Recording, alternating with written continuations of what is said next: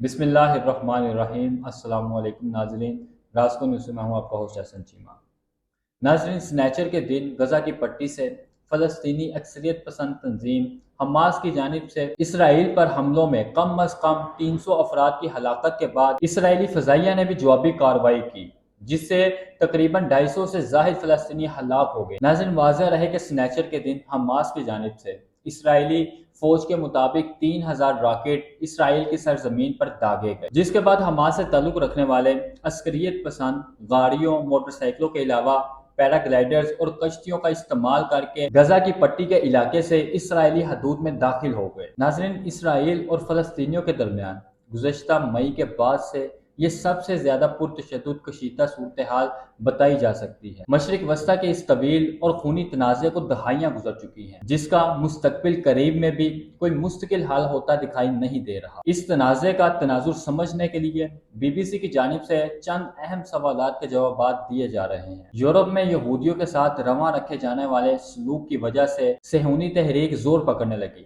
جس کا مقصد یہودیوں کے لیے ایک الگ ریاست کا قیام تھا۔ اس وقت فلسطین کا علاقہ سلطنت عثمانیہ کے کنٹرول میں تھا، تاہم پہلی جنگ عظیم کے بعد یہ خطہ برطانیہ کے زیر تسلط آیا، جہاں یہودی بڑی تعداد میں منتقل ہونے لگے اور یوں مقامی عرب آبادی کے ساتھ تناؤ کا آغاز ہوا۔ ناظرین، برطانیہ اور فرانس نے مشرق وسطیٰ کو تقسیم کیا اور مختلف ریاستیں قیام میں آئیں، تاہم فلسطین برطانیہ کے زیر تسلط ہی رہا، جہاں عرب قوم پرستوں اور صہیونی تنظیموں کے درمیان کشیدگی بڑھنے لگی۔ صہیونی تنظیموں نے عسکری گروہ قائم کر لیے، جنہوں نے دوسری جنگ عظیم کے بعد الگ ریاست کے لیے دباؤ بڑھانا شروع کر دیا۔ سن 1947 میں اقوام متحدہ نے ووٹنگ کے ذریعے فیصلہ کیا کہ فلسطین کو 2 ٹکڑوں میں تقسیم کیا جائے، جن میں ایک یہودی ریاست ہو اور ایک عرب ریاست، جبکہ یروشلم ایک بین الاقوامی شہر ہوگا۔ تاہم 14 مئی 1948 کو اسرائیل کا قیام ہوا تو اگلے ہی دن اردن، مصر، شام اور عراق نے حملہ کر دیا۔ ناظرین، یہ پہلی عرب اسرائیلی جنگ تھی، جس کے نتیجے میں اقوام متحدہ کے منصوبے کے مطابق جہاں عرب ریاست بننا تھی، وہ علاقہ مختلف ممالک کے قبضے میں آ گیا اور یوں فلسطینیوں کے لیے ایک سانحہ نے جنم لیا۔ 7.5 لاکھ فلسطینی ہمسایہ ممالک خود فرار ہوئے یا انہیں اسرائیلی فوجیوں نے بے دخل کر دیا۔ ناظرین، 1967 کی عرب اسرائیل جنگ نے اس تنازع کو مزید پیچیدہ بنا دیا، جب اسرائیل نے عرب اتحاد کو شکست دے کر مصر سے غزہ کی پٹی، شام سے گولان اور اردن سے مشرقی یروشلم سمیت ویسٹرن بینک یعنی غرب اردن چھین لیا۔ مصر کو سینائی سے بھی ہاتھ دھونا پڑا۔ 1973 میں مصر اور شام نے اسرائیل پر اپنے علاقے چھڑوانے کے لیے حملہ کیا، جسے یوم کپور جنگ کہا جاتا ہے۔ 6 سال بعد اسرائیل اور مصر نے امن کا معاہدہ کر لیا اور سینائی مصر کو واپس لوٹا دیا گیا۔ اردن نے بھی کچھ عرصہ بعد اسرائیل کو تسلیم کرتے ہوئے مصر کی تقلید کی۔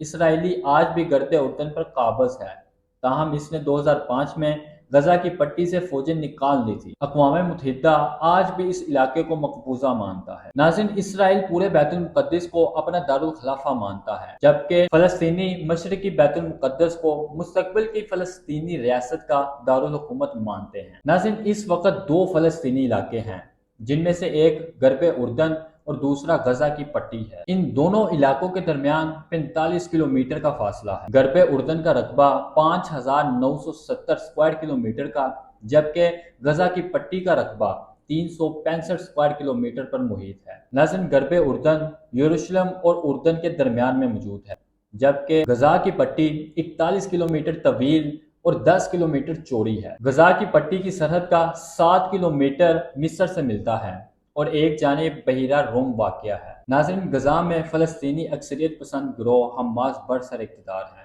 جس نے اسرائیل سے کئی مرتبہ جنگ کی ہے۔ اسرائیل اور مصر سختی سے غزہ کی سرحدوں کی نگرانی کرتے ہیں تاکہ حماس تک ہتھیار نہ پہنچیں۔ دوسری جانب غرب اردن میں بین الاقوامی طور پر مانی جانے والی فلسطینی حکومت ہے، جس میں فتح تنظیم کا اہم کردار ہے۔ تاہم غرب اردن کہلانے والے اس چھوٹے سے علاقے میں 86% فلسطینی ہیں، جبکہ صرف 14% لوگ اسرائیلی آباد کار ہیں، جو ایسی بستیوں میں رہتے ہیں جو ایک دوسرے سے عموماً فاصلے پر موجود ہوتی ہے۔ ناظرین، زیادہ تر اسرائیلی بستیاں 70، 80 اور 90 کی دہائی میں تعمیر ہوئی تھی، مگر گزشتہ 20 برسوں میں ان کی آبادیوں میں دگنا اضافہ ہوا ہے۔ اسرائیل ان بستیوں کو پانی اور بجلی جیسی سہولیات فراہم کرتا ہے اور ان کی حفاظت اسرائیل کی فوج کرتی ہے۔ حماس غزہ کی پٹی پر برسر اقتدار فلسطینی اکثریت پسند گروہ ہے جو 2007 میں اقتدار سنبھالنے سے اب تک اسرائیل کے ساتھ متعدد جنگیں لڑ چکا ہے۔ ناظرین، ان جنگوں کے علاوہ حماس نے اسرائیل پر ہزاروں راکٹ داغے ہیں اور کئی حملے کیے ہیں۔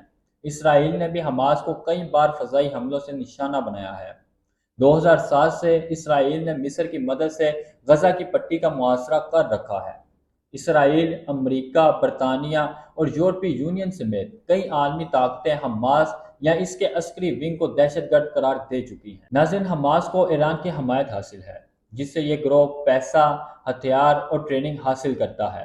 حماس اور اسرائیل کے درمیان مستقل تناؤ موجود رہتا ہے، تاہم سنیچر کو حماس کی جانب سے ہونے والے حملے بالکل اچانک ہوئے جس میں حماس نے پہلے درجنوں راکٹ داغے، جس کے بعد اس کے جنگجو سرحد پار کرنے کے بعد اسرائیلی آبادیوں پر حملہ آور ہوئے۔ یہ زمینی حملے زیادہ تر جنوبی اسرائیل میں ہوئے، جن کی سوشل میڈیا پر نظر آنے والی ویڈیوز میں دیکھا گیا ہے کہ متعدد افراد موٹر سائیکلوں پر، پیدل یا گاڑیوں پر سرحد پر موجود رکاوٹیں عبور کرنے کے بعد اسرائیل میں داخل ہوئے۔ اسرائیلی میڈیا کے مطابق حماس کے جنگجوؤں کے اسرائیل میں داخل ہونے کے بعد ملک کے جنوبی علاقوں میں ان کی اسرائیلی فوجیوں سے مسلح جھڑپیں ہوئیں۔ بی بی سی کے نامہ نگار جریمی بیکر کے مطابق فلسطینی اکثریت پسندوں نے متعدد فوجی چوکیوں پر حملہ کیا۔ ناظرین، خود کو اکثریت پسند گروہ الاقدس بریگیڈ کا ترجمان ظاہر کرنے والے ابو حمزہ کی جانب سے ٹیلی گرام پر جاری ایک بیان میں کہا گیا کہ ان کے جنگجوؤں نے متعدد اسرائیلی فوجیوں کو یرغمال بنا لیا ہے۔ ناظرین، حماس کا دعویٰ ہے کہ اس کے پاس 53 جنگی قیدی ہیں جن میں اسرائیل کے سینئر افسر بھی شامل ہیں، اور ان میں سے بہت سو کو ان سرنگوں میں رکھا گیا ہے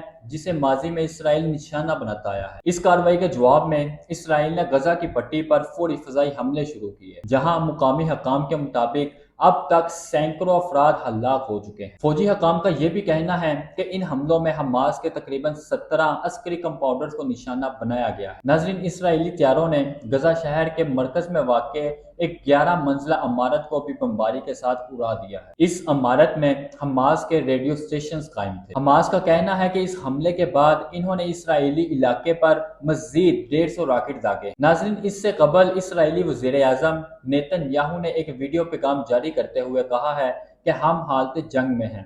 اسرائیل کے وزیر دفاع یوآو گیلنٹ نے کہا ہے کہ حماس نے ایک سنگین غلطی کی ہے اور یہ کہ اسرائیل کی ریاست یہ جنگ جیت جائے گی۔